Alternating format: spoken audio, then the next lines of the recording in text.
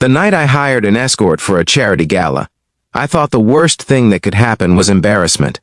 The lights were already too bright, the ballroom too polished, and my chest too tight with the kind of loneliness that wears a tailored suit. Then, in the middle of the crowd's glittering laughter, she leaned closer than the music and shared a truth that stopped my breath cold, a quiet confession about her age that made me question everything I thought I understood about people, judgment, and grace.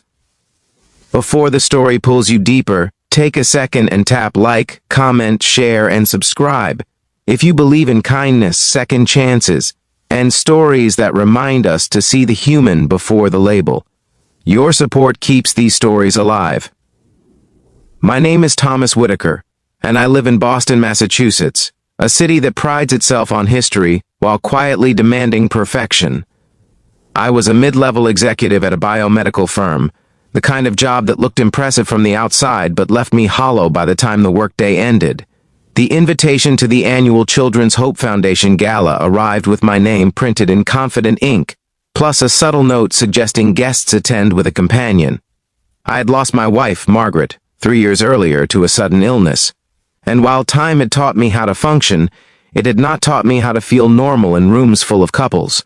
I told myself the escort was just a practical solution, a way to blend in, to stop the sympathetic looks and the whispered questions. I found a reputable agency that emphasized professionalism, boundaries, and discretion. No scandal, no shame, just a presence. Her profile said her name was Grace Sullivan.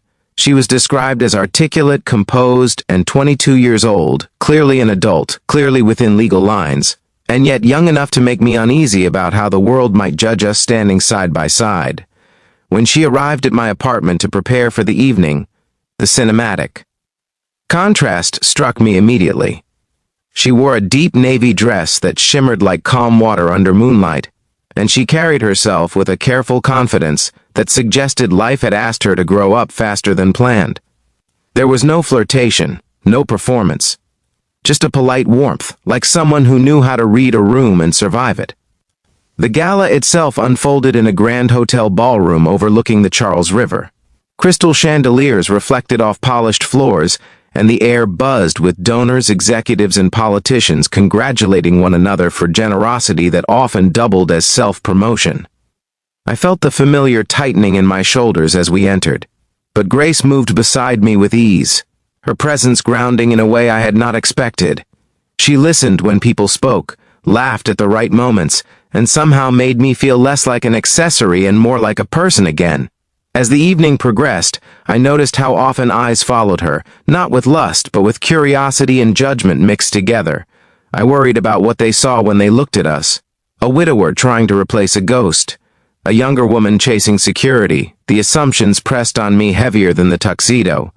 It was during one of those moments, while the orchestra softened and conversations blurred into background noise, that she leaned close enough for me to sense the tremor in her breath and shared her concern about her age, asking without words if it would be a problem for me or for how I saw her.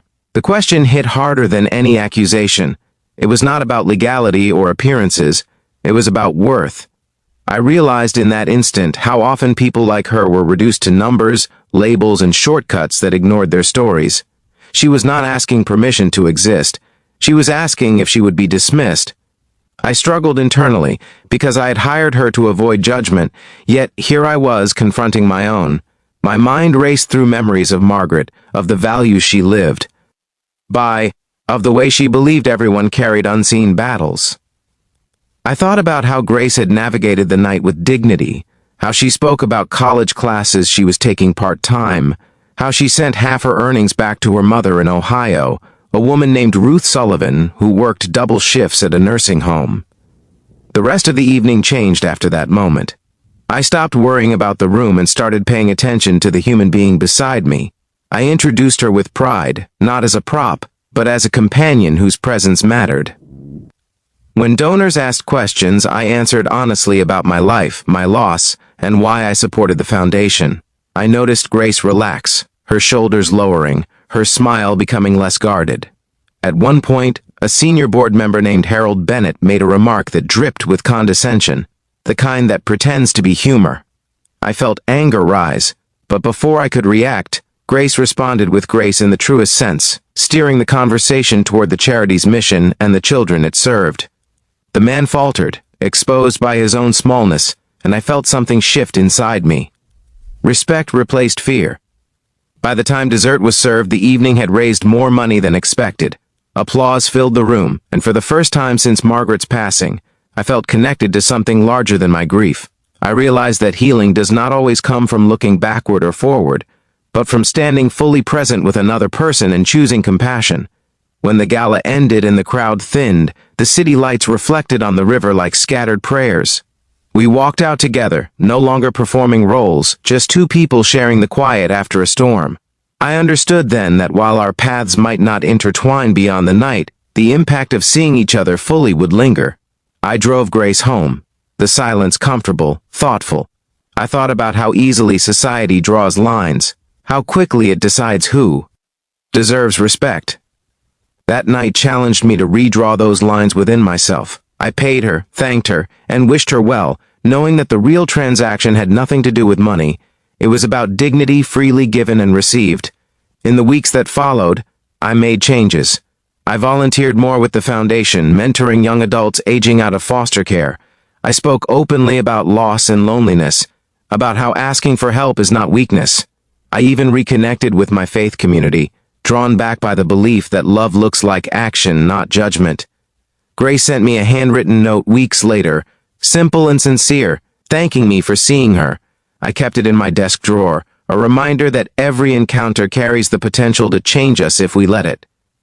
If this story has been touching your heart so far, please pause near the end and engage with the video. Like it, share it, and let others feel this message too. And before we reach the final moments, here is a special request. Please comment below with the word grace if you believe that kindness can change lives in quiet, powerful ways. The night I hired an escort taught me that redemption does not always arrive in grand gestures. Sometimes it comes dressed in navy blue, standing under chandeliers, asking a simple question about age and acceptance. It comes when we choose to look past assumptions and see the soul standing in front of us. If this story moved you, if it reminded you to choose compassion over comfort, please engage with this video from your heart. Your support helps keep stories like this alive, and together, we can keep choosing grace.